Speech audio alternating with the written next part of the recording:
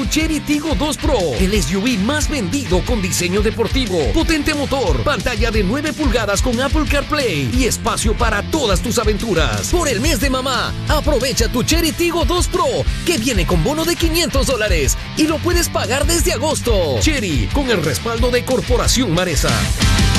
Fin de espacio promocional y publicitario. Esta es la revista de Opinión Democracia. Seriedad y credibilidad en todas partes.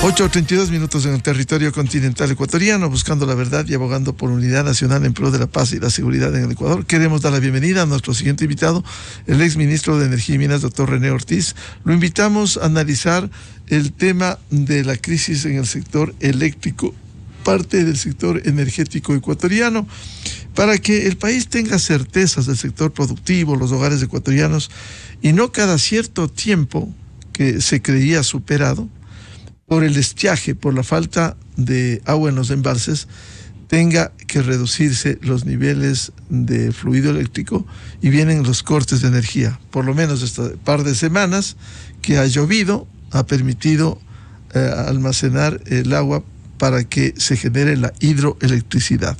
¿Cómo dar salidas estructurales que permitan empezar, sustentar las bases, que permitan que no se repitan estos hechos? Doctor René Ortiz, buen día.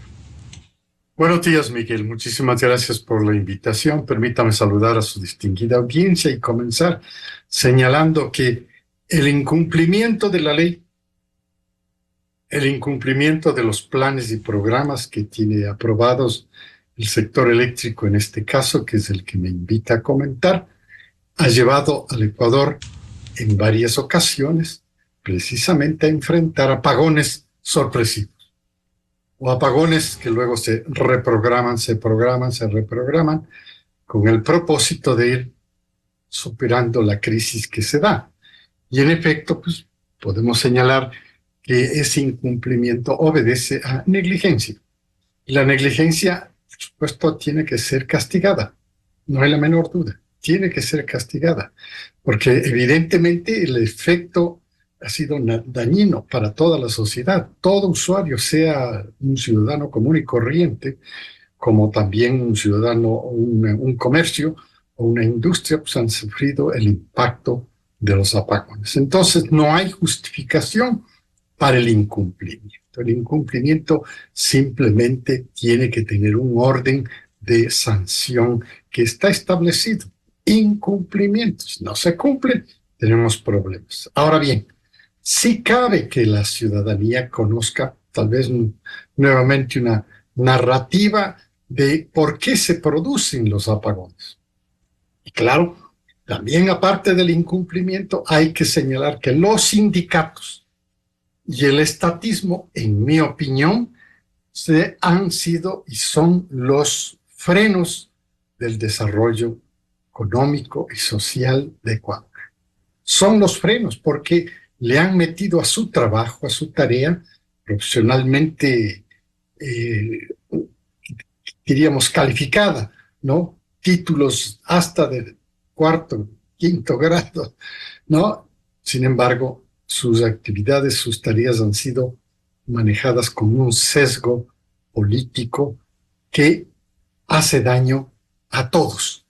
Es decir, el hecho de que una de estas personas sea un correísta y muy fanático y todo esto no le da absolutamente ninguna razón para obstaculizar el proceso de desarrollo de los planes y proyectos eléctricos. En este caso, toda la instalación térmica debía estar en orden, porque la ley dice que ellos entran directamente a operar cuando se produce el estiaje. Y claro, los estiajes normalmente se repiten y se va a venir uno más de los que se repiten, como por ejemplo el del próximo noviembre. Entonces tenemos estiaje hasta abril, marzo, abril del próximo año 2025. Pero también existen los momentos sorpresa. Y los momentos sorpresa, pues evidentemente son problemas que hay que saberlos manejar, pero con el sistema complementario del hídrico que domina la mezcla energética de consumo con un 92.5 hídrico. Esto es importantísimo.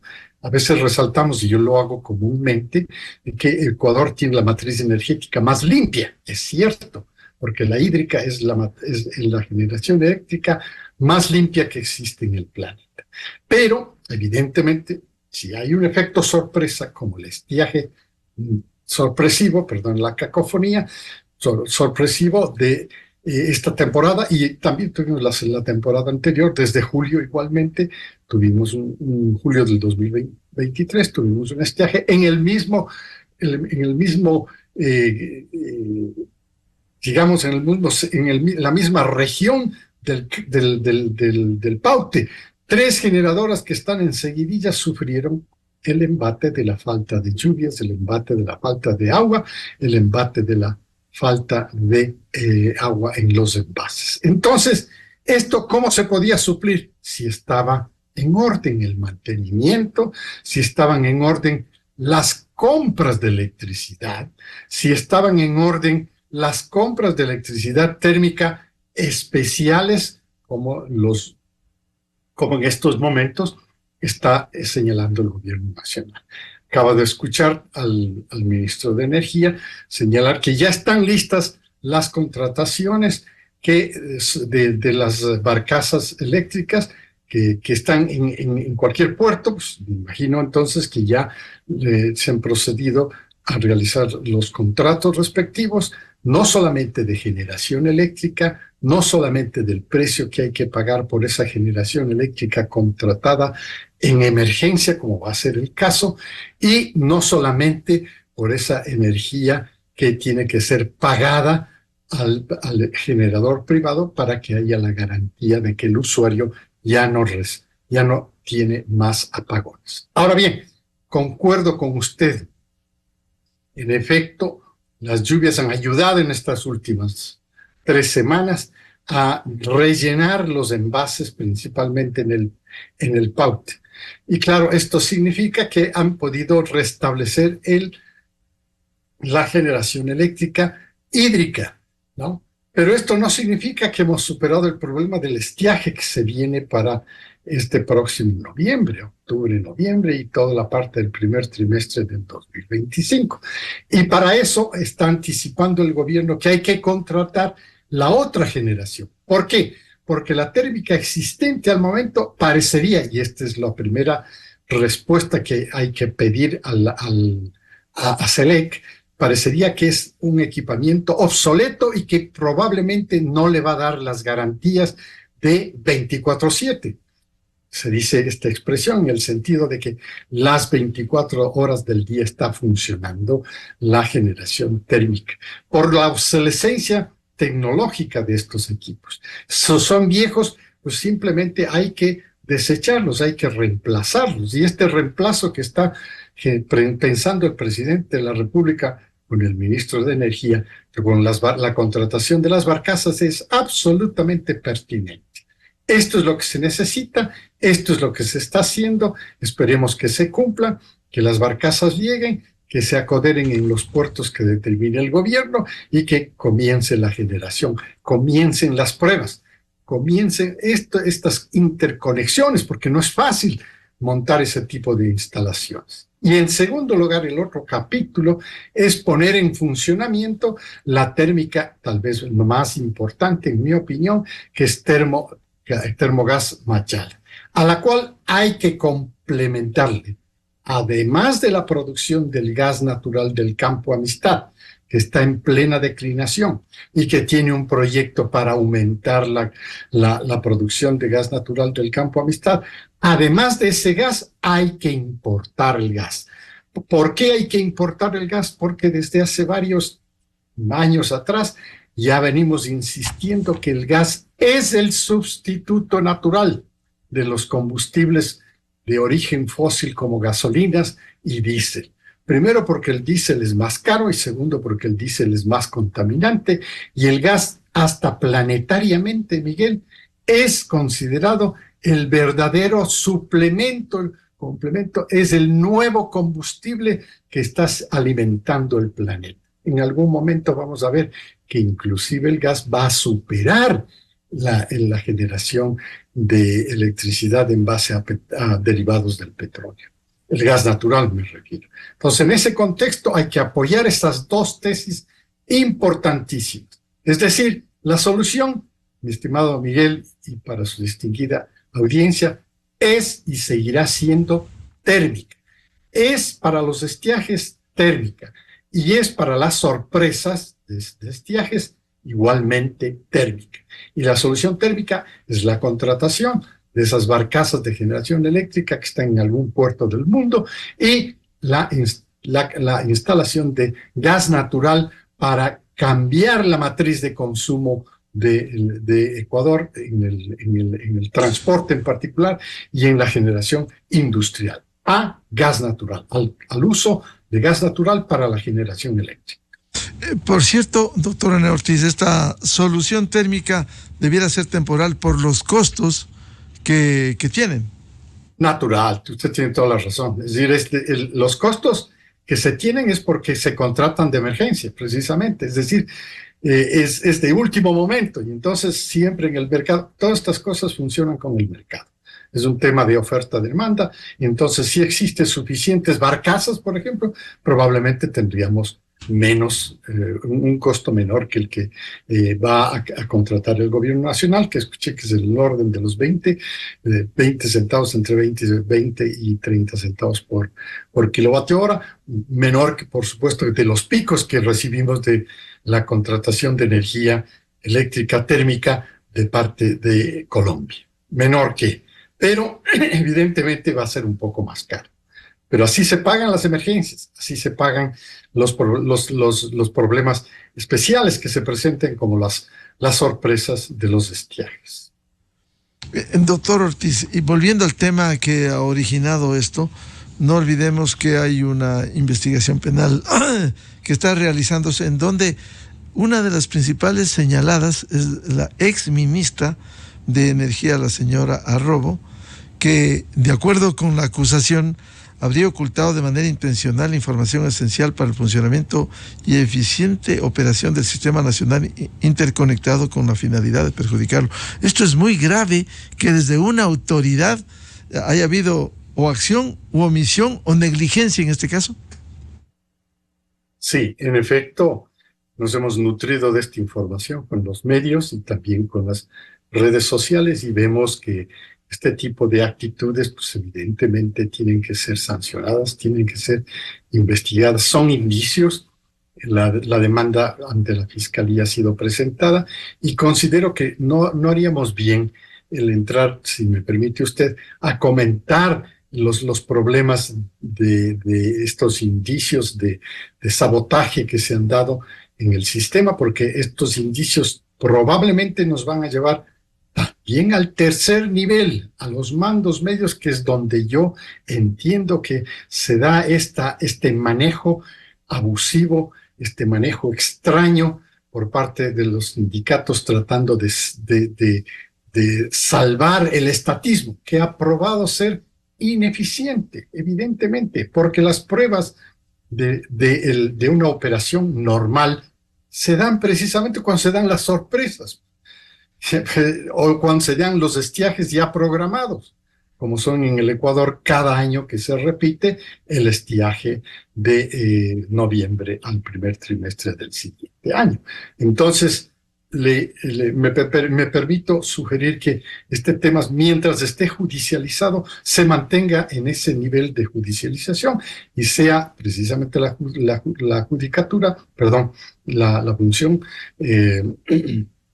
la fiscalía, la que continúe con la investigación, y yo tengo la esperanza de que esta podría ir incluso a los niveles inferiores de los estamentos que controlan, que manejan, que administran precisamente la generación eléctrica de Ecuador. De cualquier manera, doctor René Ortiz, para volver al tema inicial, lo que se observó, los hechos ocurridos, no hubo alerta, no hubo notificaciones oportunas sobre informes, en este caso del SENACE, respecto de la crítica situación que se fue deteriorando hasta lo que llegamos hace un par de semanas, condiciones críticas. En efecto, usted tiene toda la razón. Habían informes anticipados. Yo también leí un informe anticipado, precisamente en Centro Sur, que es una fuente de generación de hidroelectricidad extraordinariamente grande, ¿no? De ahí nació el primer informe en el que se alertaba a la autoridad competente. Se alertaba de que se presentarán problemas en la generación, que las lluvias no son suficientes, los registros técnicos muestran que no son suficientes y que poco a poco se van vaciando los embalses. Y hasta que llegamos al límite en el que ya no se puede generar. Es decir, técnicamente hay un límite en el volumen de agua que tiene la presa Mazar, por ejemplo, en la que ya no se puede usar, por debajo de ese límite, ya no se puede usar esa agua, precisamente porque puede estar contaminada con muchos sedimentos, y esos sedimentos pueden dañar las turbinas si es que se intenta utilizar ese tipo de agua. Por esa razón, hice una explicación, creo que en otra invitación que usted gentilmente me hizo, al señalar que podía vaciarse del Mazar, de la presa Mazar, del embalse, vaciarse el volumen por debajo, ¿no? Como es natural, ¿no? Por debajo hacia la presa, el embalse de Molino, porque esto elevaba el volumen en Molino, elevaba el volumen del embalse de Molino, y esto podía generar electricidad hasta donde se pueda. Si no llega al límite crítico, podía generarse desde el molino más electricidad. ¿Y por qué digo más electricidad? Porque tiene más turbinas que Mazar. Entonces sí era factible que pueda utilizarse técnicamente este movimiento. Claro, ya después llegamos al problema serio de que prácticamente los ríos, los embalses estaban en un nivel que ya no se puede arriesgar. Volviendo al tema de fondo, por un lado, solución térmica temporal, por otro, cómo ir sentando las bases para que no lleguemos a esta crisis de nuevo cuando venga el próximo estiaje. Excelente pregunta. Es muy oportuna también. Yo creo que ha llegado el momento precisamente de volver a reiterar el hecho de que la participación privada es pertinente, porque no hay plata, y permítame subrayar y en mayúscula, no hay plata. Ya es una expresión del presidente de Argentina que está siendo utilizada para señalar algunos problemas de escasez de dinero. En el Ecuador no hay plata, y estas empresas estatales, permítame generalizar, en el sector eléctrico, en el sector minero, en el sector petrolero, que son totalmente estatales, tienen que dar paso al gobierno a través probablemente de una legislación especial mucho más eficiente, mucho más efectiva, mucho más oportuna en estos momentos, a la participación mucho mejor y mayor del sector privado. Sí se han dado los pasos.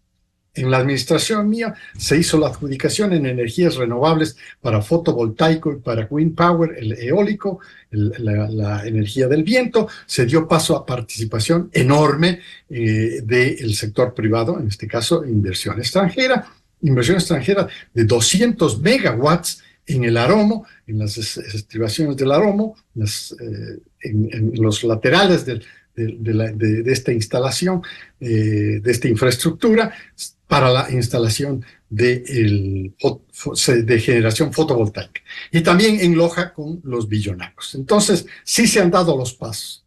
Y por supuesto, hay que seguir impulsando, porque, le digo, los límites no son pertinentes. Es decir, si le ponen un límite al sector privado de que no puede generar más de 10 megawatts, de que no puede generar más de 50 megawatts, no, esto es absurdo. Simplemente no tiene sentido, porque si el privado, y yo he visto y estoy palpando hoy en día, se monta automáticamente aquí, vecino aquí a Quito, una instalación de 1 mega para su autoconsumo, pues demos la oportunidad a todos los privados que tengan iniciativas de utilizar toda la tecnología nueva, la tecnología que entra precisamente a apoyar la generación fotovoltaica y la generación térmica, eólica. Pues hay que darle paso sin límites. Y esto porque simplemente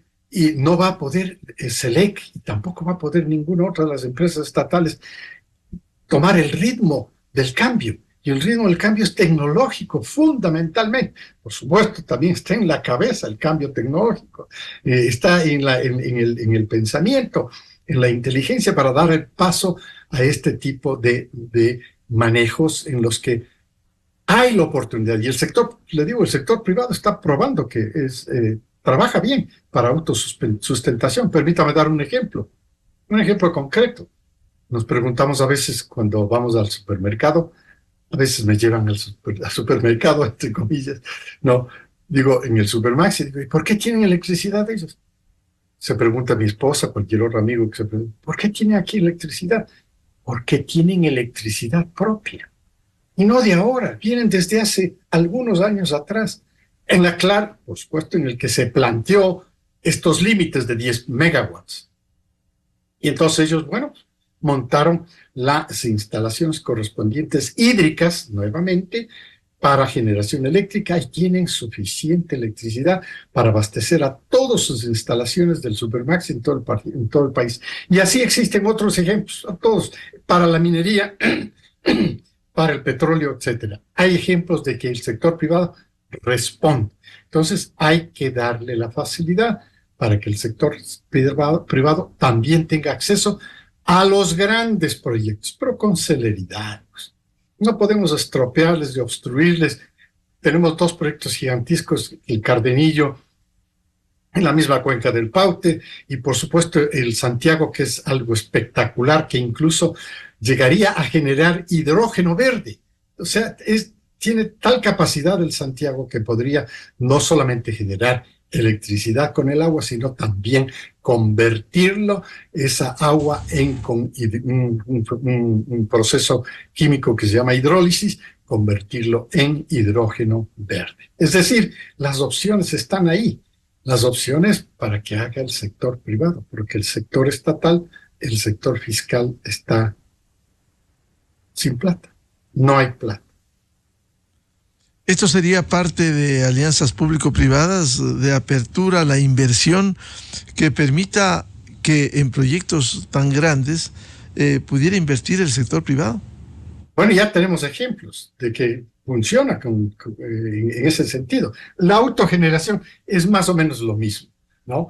Por eso en estos momentos se está pidiendo, se ha solicitado también, he escuchado esta solicitud de que si a los generadores de autogeneración, de autoconsumo, si a ellos todavía les sobra un poco de electricidad, que le vendan al sistema, y le venden al sistema, lo están vendiendo. Es decir, sí funciona con cualquier tipo, a la pregunta, para responder a su pregunta, con cualquier tipo de modalidad contractual concesional, porque esto es una concesión. No es, y quiero ser reiterativo porque usted ya me ha preguntado algunas oportunidades y yo he reiterado el sentido de que esto no es una privatización, esto es una concesión.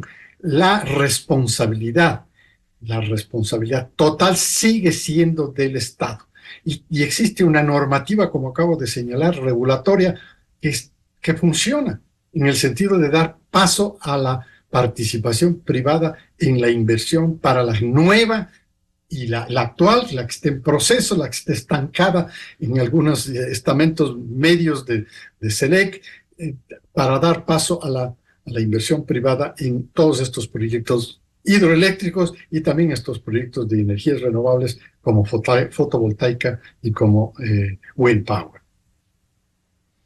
Y la interconexión con los países vecinos, como ha sido el caso de la compra de energía a Colombia, y también se ha hablado con el Perú, ¿cómo lograr Excelente. que de alguna manera contribuya? Muchas gracias. Excelente pregunta. Muchas gracias. Paralizado el proyecto. Ahí el financiamiento está desde hace tiempo. Ya la promesa de financiamiento de parte de uno de los bancos multilaterales, creo que es el BID, si mal no recuerdo, o es el Banco Mundial, uno de los dos, para financiar la interconexión a 500 kilowatts. Esta es una línea de transmisión con Perú muy importante que, por supuesto, multiplicaría la posibilidad de transmisión de electricidad entre los dos países. Entre Ecuador y Colombia, simplemente sufrimos un pequeño espacio de tiempo en donde se metió la política y quiso distorsionar a la técnica, y la política dijo, no les vamos a vender electricidad del Ecuador. Y esto fue una equivocación, de maledicencia, como quiera llamársele, pero no se puede meter la política en los temas técnicos. Déjenlos funcionar. Han funcionado en el pasado. Por supuesto, no quiero hablar de precios porque ya tenemos los ejemplos en los que ha habido picos en que hemos tenido que pagar en una semana, en un día, hasta 63 centavos el kilovatio hora. Bueno, pues también desciende cuando empieza a funcionar la oferta y la demanda. Entonces, aquí un importantísimo señalamiento. También las líneas de transmisión hay que mejorarlas. También sufren obsolescencia, y esa obsolescencia tiene que invitar a que sea inversión privada, sea local o internacional, pero la solución es privada, porque, repito y concluyo con esto, no hay plata. Y si no hay dinero, no queda otra cosa que abrir la posibilidad para que inviertan y se hagan las concesiones. Sí, señor. En efecto, ya se ha hecho. Algunos están funcionando. Y yo veo que, evidentemente, en estos apuros se está contratando a través del gobierno, creo yo, las barcazas, pero el proveedor va a ser privado, ¿no? Y por eso se va a necesitar los contratos de fideicomiso para asegurar, garantizar que el proveedor privado va a recibir el pago por el kilovatio generado y entregado al sistema nacional interconectado. Lo mismo el proveedor de gas natural internacional tendría que apegarse al sistema Machala Power, al Termogas Machala, con el suministro de gas natural. Ya sabemos que hay ofertas de interesados. Yo he conocido algunos nombres muy importantes, por supuesto, en el mercado internacional que pueden manejar perfectamente esta provisión, y esta también tiene que tener su respectivo contrato de fideicomiso para garantizar el pago por el kilovatio instalado. Y también vemos que puede reactivar Petroecuador nuevamente la licitación con el propósito de incrementar la producción de gas natural en el campo Amistad. ¿Y en qué queda un tema también importante, la explotación del gas del Golfo? El gas del Golfo, yo autoricé la explotación del gas del Golfo. Cuando fui ministro del presidente Momoa, yo firmé el acuerdo ministerial, dando la autorización para la producción de gas. Se firmó un contrato anterior, 1996, precisamente un contrato de participación para el desarrollo de todo un bloque. En ese momento se llamaba Bloque 3. Hoy día, gracias a la imaginación, ¿no?, del gobierno de Rafael Correa, se lo cambió de nombre, ahora se llama Bloque 6, pero es el mismo bloque que contiene la Amistad. Ahí se contrató con la empresa EDC, Energy Development Corporation, de Estados Unidos, que era una subsidiaria de Noble Energy, con compañía de Estados Unidos, para la exploración y explotación del gas natural del bloque 3, incluido en el bloque 3, ahora 6, llamado bloque 6, incluido el campo Amistad. Ese campo, en manos de esta compañía privada, alcanzó una producción de 77 millones de pies cúbicos por día. Y, por supuesto, llegó el momento en que intervino el gobierno nacional a través de esta política de, si no quieren cambiarse de contratos del presidente Rafael Correa, que les vaya bonito. Y confiscaron la operación y evidentemente pasaron o la traspasaron a Petroecuador. Petroecuador no ha podido manejar esa operación hasta este momento. Tiene una mala historia después de haber tomado la operación de EDC, de Noble Energy. Tiene una mala historia. Petroecuador, inclusive, he dicho en algunas ocasiones, esta historia tiene que ser auditada, la Contraloría tiene que, me imagino que debe tener estos informes de auditoría en los que se han desperdiciado millones de dólares. Repito, millones, decenas de millones de dólares que se han desperdiciado. E inclusive la contratación, ahora sí, en el caso de ese gas que tiene que ser introducido en turbinas para generar electricidad, en Termogas Machala, que hoy día trabaja precisamente al 0,25%, menos de 0,25%, ¿no? Tal vez un 20% de la capacidad de generación de la planta de gas de Termogas Machala, que originalmente es de 230 megawatts, era así, trabajó a ese nivel de generación eléctrica con todo el gas que producía Noble Energy, la EDC, trabajó y funcionó muy bien, pero no le empezaron a pagar. Le suspendieron el pago, el Sistema Nacional Interconectado, no le pagó el siguiente año, se empezaron a acumular deudas, el kilovatio, la compañía generadora de electricidad, en este caso Machala Power, ya no podía parar de entregar al Sistema Nacional Interconectado los kilovatios, porque esto significaba que tenía que pararle al suministrador de gas natural en el Golfo de Guayaquil, que es otra compañía que era la EDC del grupo Noble Energy. Es decir, una cadena total, una cadena de fallas, una cadena de problemas que se han causado. Y yo pienso que la identificación que ha realizado el gobierno al momento, de que aquí se ha cometido una serie de falacias, se han cometido una serie de corrupciones, una serie de obstaculizaciones para el desarrollo, inclusive demostraron públicamente que habían turbinas que han sido abandonadas, que había material que ha sido abandonado, de contratos fallidos, hechos a dedo, etcétera. Bueno, todo esto hay que corregirlo.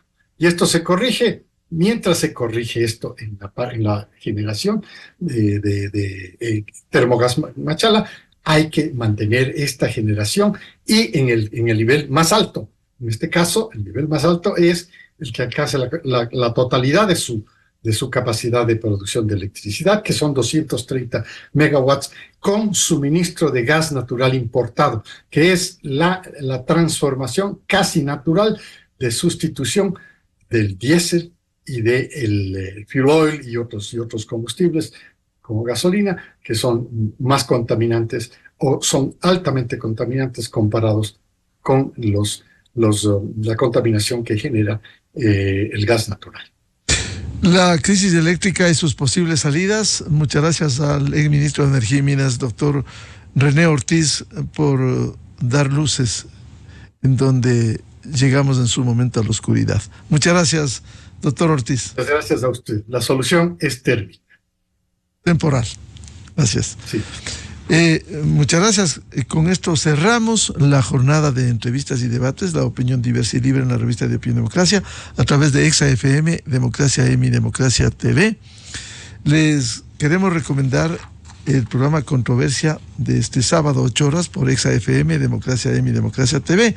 Vamos a analizar la crisis del sector de la salud del Seguro Social ecuatoriano, los cambios estructurales que se requieren para mejorar la atención a los afiliados y jubilados. Invitados, 3 profesionales con experiencia vinculados al sector de la salud: el doctor Francisco Andino, ex ministro de Salud Pública, ex gerente del Hospital de Guayaquil Teodoro Maldonado Carbo; el doctor Mauricio Espinel, ex director nacional médico social individual y familiar del IES; y el doctor Daniel Rodríguez, académico, consultor y ex gerente del Hospital Carlos Andrade Marín. De mi parte, les deseamos un feliz viernes, feliz fin de semana. Dios mediante, volveremos el próximo lunes a seguir contribuyendo en la búsqueda de la verdad. Ya viene el show de la papaya en Exa FM. Muy buen día, felicidades. La revista de opinión Democracia, buscando la verdad en todas partes. Inicio de espacio promocional y publicitario. ¿Estás listo para vivir nuevas aventuras electrizantes? Esto es Nissan X-Trail e-Power. Un